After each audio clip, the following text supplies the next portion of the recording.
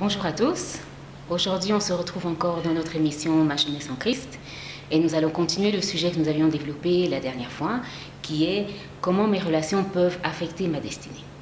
Alors, pour un petit rappel, la dernière fois, nous avons défini un petit peu ce qu'était une relation et ce qu'était notre destinée.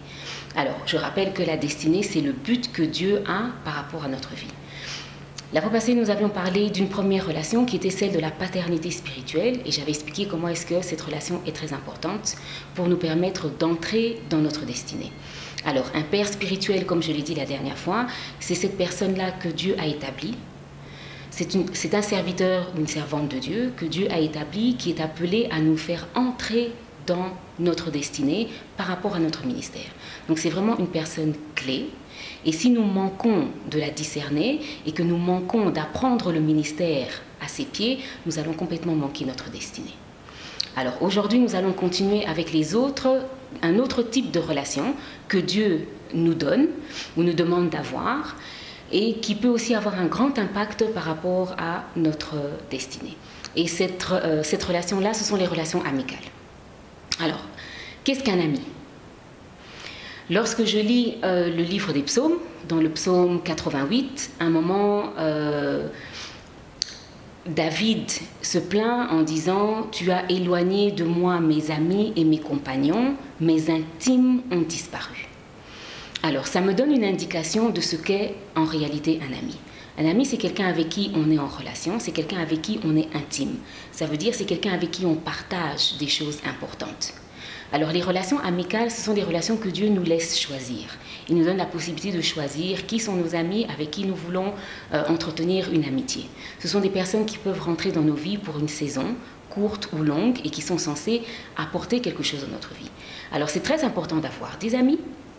Jésus lui-même s'est choisi 12 compagnons avec lesquels il a fait route. C'était aussi ses amis, c'était des personnes qui ont partagé son intimité, c'est des personnes qui étaient avec lui nuit et jour.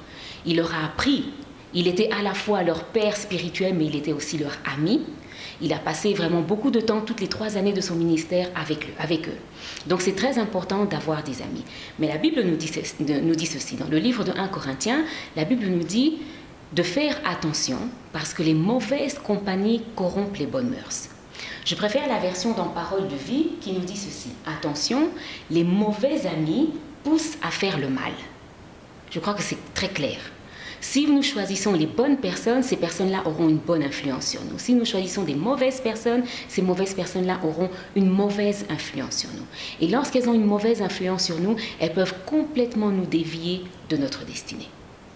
Alors, un ami, c'est quelqu'un avec qui on passe beaucoup de temps, c'est quelqu'un avec qui on se confie, c'est quelqu'un avec qui on est en relation, quelqu'un avec qui on finit par s'influencer les uns les autres. Et si vous regardez même dans le livre des Proverbes, la Bible nous demande de faire attention. Et dans le livre des Proverbes, et même dans le premier livre des Psaumes, la Bible nous demande d'être très attentifs aux choix que nous faisons de nos amis. Avec qui nous faisons route ensemble, avec qui nous nous asseyons, avec qui nous mangeons, avec qui nous passons du temps. Parce que les personnes que nous côtoyons au quotidien finissent par influencer notre vie.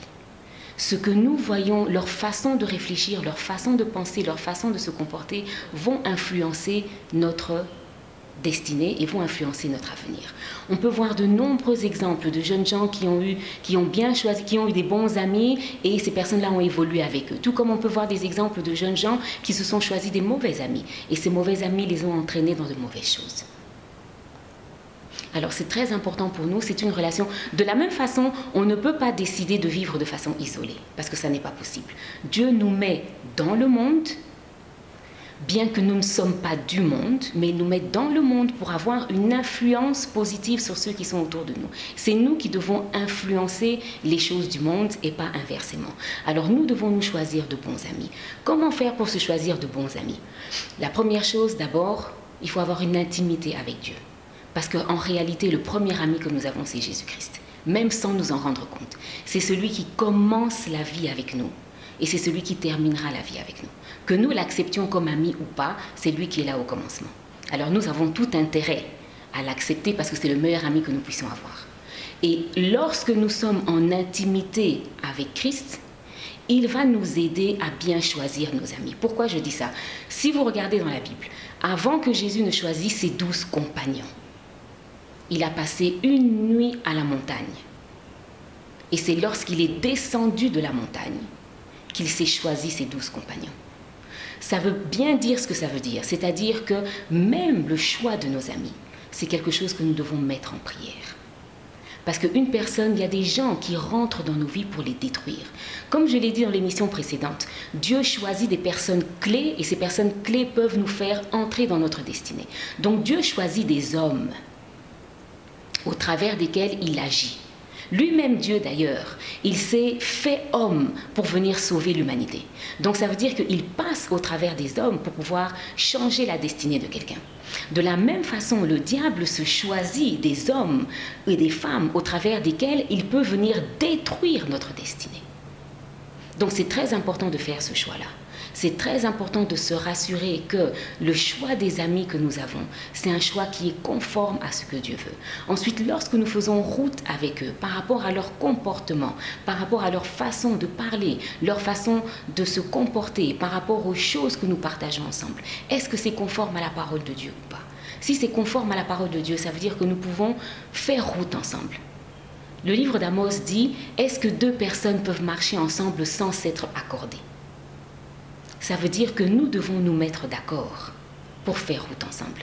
Et si nous voyons que les amis que nous avons nous emmènent dans une direction qui n'est pas bonne, nous poussent à faire des choses qui sont en dehors de la parole de Dieu, nous devons briser ces amitiés.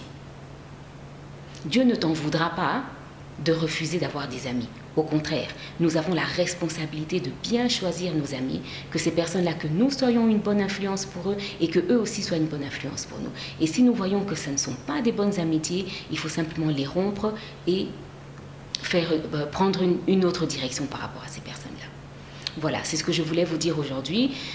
Choisissez bien vos amis, mettez vos amitiés entre les mains du Seigneur, que ce soit lui qui vous guide par rapport aux personnes qui doivent faire partie de votre vie et celles qui n'ont rien à faire dans votre vie, celles qui seront un plus pour vous par rapport à votre destinée et celles qui au contraire peuvent vous bloquer dans votre destinée. Voilà pour aujourd'hui, que mon Dieu vous bénisse.